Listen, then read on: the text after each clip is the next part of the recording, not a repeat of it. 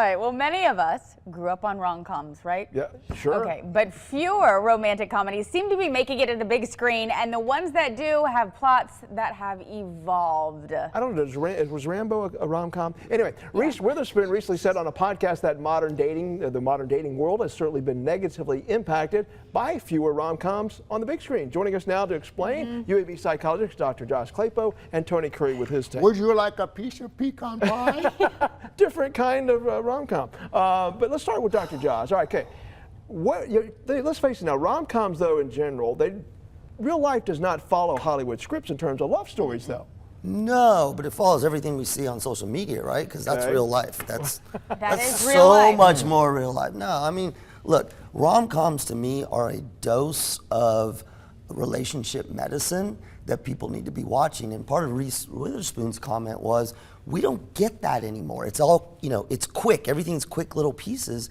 You can't extract what you need in a relationship from those little pieces. And like you said, I know, we were talking and said, well, the reason that men, aren't pursuing or dating or doing whatever, it's because men aren't watching the rom-coms. I mean, my husband, it takes a lot for him to sit down, but he watches it because it makes me happy, and that could be beneficial for them. And I say, and I will tell my clients all the time, my male clients who are, things are stagnant, I don't understand her, it's not working. I'm like, watch a rom-com. So that's your prescription? Yes, because a rom-com, of course it is over the top, but that's partly how we learn. There are love stories though in almost every movie out there though. But Tony, did you learn stuff from rom-coms that helped you in the dating? Yeah, that's why I said, would you like a piece of pecan pie? Because When Harry Met Sally is a rom-com, and that was one of my favorite movies of all time. I absolutely love that movie. It was a good line. And you did your dating life towards that movie? Yeah, I actually watched that movie first and then took a young lady out to watch the movie because I knew it was going to work. I knew we were going to have a connection there. But is it really the lack of rom-coms on the big screen that's changing the dating world, or is it more, the fact that a lot of the younger people are on their phones and devices? Well, it